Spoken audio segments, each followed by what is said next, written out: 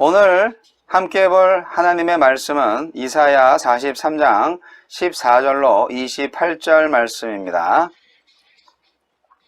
이사야 43장 14절로 28절 말씀 읽어드리겠습니다.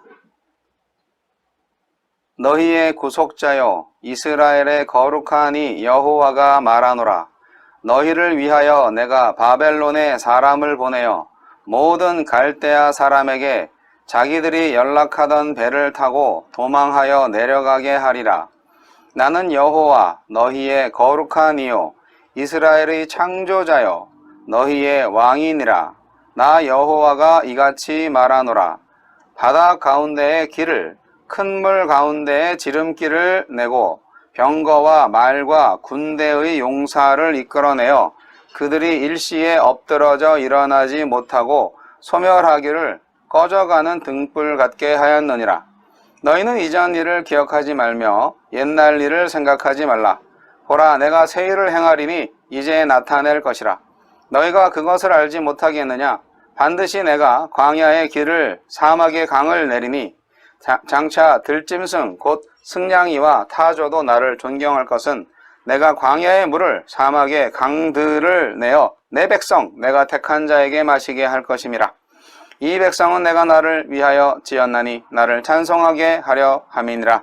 그러나 야곱아 너는 나를 부르지 아니하였고 이스라엘아 너는 나를 괴롭게 여겼으며 내 번제의 양을 내게로 가져오지 아니하였고 내 제물로 나를 공경하지 아니하였느니라. 나는 제물로 말미암아 너를 수고롭게 하지 아니하였고 유향으로 말미암아 너를 괴롭게 하지 아니하였거늘 너는 나를 위하여 돈으로 향품을 사지 아니하며 희생의 기름으로 나를 흡족하게 하지 아니하고 내 죄짐으로 나를 수고롭게 하며 내 죄악으로 나를 괴롭게 하였느니라. 나 곧 나는 나를 위하여 내 허물을 도말하는 자니 내 죄를 기억하지 아니하리라. 너는 나에게 기억이 나게 하라. 우리가 함께 변론하자. 너는 말하여 네가 의로움을 나타내라. 내 시조가 범죄하였고 너의 교사들이 나를 배반하였나니 그러므로 내가 성소의 어른들을 욕되게 하며 야곱이 진멸당하도록 내어주며 이스라엘이 비방거리가 되게 하리라. 아멘. 하나님의 심판과 새 구원에 관한 이사야의 예언이 폭발하고 있는 주일 아침입니다. 하나님은 자기 백성의 구속자요 창조자이며 왕이십니다. 이사야 선지자는 장차 이스라엘이 바벨론의 포로로 잡혀갈 것이지만 나중에 하나님께서 자기 백성을 구출해내기 위해서 메대, 파사 제국을 일으켜서 바벨론을 멸망시킬 것을 미리 예고하므로 오직 하나님께서만이 이스라엘의 구속자이시며 거룩한 이시고 창조자이고 왕이시라고 선포하십니다. 하나님께서 자기의 백성을 구원하시는 방법은 인간의 상상을 초월하는 새 일을 행하심으로 이루십니다. 그것은 출애굽 제1세대들에게는 홍해바다를 양쪽으로 갈라서 자기 백성을 건너가게 하고 애굽 군대는 수장시킨 사건이었죠. 그리고 출애굽 제2세대들한테는 흘러내리는 요단 강물을 멈춰서게 해서 물무더기를 이룬 가운데 건너가게 하신 것인데요. 이제 제2의 출애굽이라고 할 수 있는 출바벨론 사건에서는 자기 백성을 구출하실 때 어떻게 했냐? 메대 파사의 군대에 놀란 바벨론 사람들이 유퍼라테스 티그리스 강으로 배를 타고 도망가게 만들어서 자기 백성의 구원을 이루실 것이라고 하시는 겁니다. 고대 문헌에 의하면 실제 바사군이 바벨론에 침공해 왔을 때 그동안 바벨론 왕들의 폭정에 너무 시달린 나머지 백성들과 군사들이 바사 군대에게 성문을 열어주거나 또는 도망가 버리는 그런 일이 있었다고 합니다. 이것은 이사야를 통해 예고된 말씀이 그대로 성취된 것이죠. 이것은 인간의 상상을 뛰어넘는 하나님이 이전에 행하신 구원의 방법과 또 다른 새 일을 행하신 것입니다. 오늘 본문 19절 말씀에 보라 내가 새 일을 행하리니 이제 나타낼 것이라. 이 말씀 너무나 감동스럽지 않습니까? 이것은 마치 광야의 길을 내고 사막의 강을 내어서 그분이 택하신 자기 백성에게 마시게 하는 것으로 비유되는데, 그분이 이렇게 자기 백성을 위해서 새 일을 행하심으로 그들을 택하신 목적이 무엇인지 분명하게 드러내십니다. 사막의 사정은 그곳에 살던 들짐승들이 가장 잘 알지요. 이사야서 43장 20절 이사야의 예언에 따르면 어느 날 없었던 곳에 길이 생기고 없었던 곳에 샘물이 솟아납니다. 들짐승들이 의아하게 생각하는데 여호와의 영광이 앞서고 자기 백성들이 노래하며 뒤따르는 것을 목격합니다. 그때 들짐승들은 사막에 일어난 이상한 현상들이 왜 일어났는지 알게 되고, 그래서 여호와를 존경하게 될 것입니다. 하나님이 하신 이 모든 일의 목적이 무엇입니까? 바로 하나님 자신의 영광을 위해서입니다. 그래서 이사야서 43장 21절 말씀에 이 백성은 내가 나를 위하여 지었나니 나를 찬송하게 하려 함이라고 말씀하시는 겁니다. 근데요, 하나님은 자기 백성이 자신이 행하신 구원의 이 큰 일을, 이 새 일을 감사하지 않고 찬송하지 않아서 아주 섭섭해 하십니다. 인간이 하나님께 저지를 수 있는 치명적인 잘못 한 가지가 바로 받은 바 은혜에 감사하지 않는 것입니다. 받은 바 은혜를 쉽게 잊어버리는 것입니다. 이사야서 43장 22절 말씀 볼까요? 그러나 너는 나를 괴롭게 여겼으며. 아니, 하나님을 왜 괴롭게 여겨요? 하나님을 섬기는 걸 부담스럽게 여기시는 거잖아요. 내 죄악으로 나를 괴롭게 하였느니라. 우리가 죄를 지면 하나님을 참 괴롭게 해드리는 거예요. 이것은 출애굽 제1세대가 홍해바다를 육지같이 건너고 애굽 군대는 바다에 수장시킨 엄청난 구원을 체험한 그 날에는 바닷가에서 춤추고 노래하고 하나님을 찬양했지만, 홍해 도하 3일 후에 식수 부족으로 곤란을 겪을 때 자신들을 구원해서 광야로 이끌어낸 하나님을 원망한 마라의 쓴물 사건에서도 잘 드러납니다. 이스라엘 백성들도 참 변덕이 심했죠. 옛 이스라엘이 눈이 멀고 귀먹은 현상은 신약 시대에도 마찬가지입니다. 예수님께서 씨 뿌리는 자의 비유를 하신 후에 이사야 6장의 말씀을 인용해서 당시 상황이 그러함을 지적하셨잖아요. 마태복음 13장 14절로 15절 말씀 보면은요, 이사야의 예언이 저희에게 이루었으나 일렀으되 너희가 듣기는 들어도 깨닫지 못할 것이요 보기는 보아도 알지 못하리라. 이 백성들의 마음이 완악하여져서 그 귀는 듣기에 둔하고 눈은 감았으나. 그 결과 그들은 로마에 의해서 학살당하며 전 세계로 흩어지고 말았습니다. 오늘 본문에는 두 가지 대조적인 예언이 수록되어 있습니다. 하나는 바벨론에 대한 심판 사건이고, 또 하나는 이스라엘에 대한 구원 내용입니다. 구원의 약속입니다.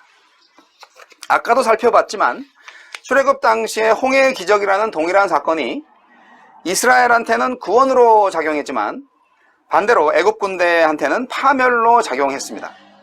이와 비슷한 맥락에서 사도 바울은 복음 증거자들, 곧 그리스도의 향기가 어떤 사람한테는 사망으로 쫓아 사망에 이르는 냄새지만 또 어떤 사람들한테는 생명으로 쫓아 생명에 이르는 냄새라고 고린도후서 2장 16절에 말했습니다. 역사는 계속됩니다.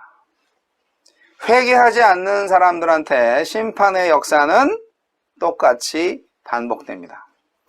하나님의 심판에는 어떤 의미가 있을까요? 오늘날 하나님의 심판을 받게 되는 사람들은 누구일까요? 하나님의 심판은 먼저 죄에 대한 공의의 실현이라는 차원에서 이해되어야 합니다. 바벨론은 타락한 이스라엘을 징벌하시려는 하나님의 도구로 사용되었지만 그 사실을 깨닫지 못하고 스스로의 힘만 믿고 교만해서 온갖 포악을 자행하다가 결국 바벨론도 하나님으로부터 심판을 받게 되었습니다. 엄격한 의미로 보면 바벨론뿐만이 아니라 아담 안에 있는 모든 인생들은 본질상 진노의 자녀들이에요. 그래서 다 공의의 심판에 처해져야 마땅합니다. 그래서 현대에 사는 우리들 역시 바벨론처럼 제 힘을 믿고 교만해져 있지 않은가, 또 하나님의 오래 참으심을 멸시하고 있지 않은가 잘 돌아보아야 합니다. 하나님의 심판의 이유는 하나님과 인간 간의 소통이 막혀 있었기 때문입니다. 왜 소통이 막혀 있었을까요? 그것은 인간의 교만 때문입니다. 오늘날 교회도 눈이 멀어서 진리를 보지 못하고 귀가 막혀서 하나님의 말씀을 제대로 듣지 못하는 일이 벌어집니다. 어떻게 됩니까? 그러면 큰 환난을 당하게 될 것입니다. 우리는 엑소더스의 주제를 출애굽과 출바벨론으로만 끝내서는 안 됩니다. 구약의 엑소더스는 신약의 엑소더스로 이어집니다. 예수 그리스도로 인한 죄로부터의 해방이 바로 그것입니다. 이스라엘의 범죄를 애도적으로 고발하는 오늘 본문 말씀 가운데에서 죄의 도말 선언이 있는데, 이것은 새 구원에 대한 가장 큰 의미를 부여하는 말씀입니다. 도말한다는 말의 뜻은 깨끗이 지워서 없앤다는 의미입니다.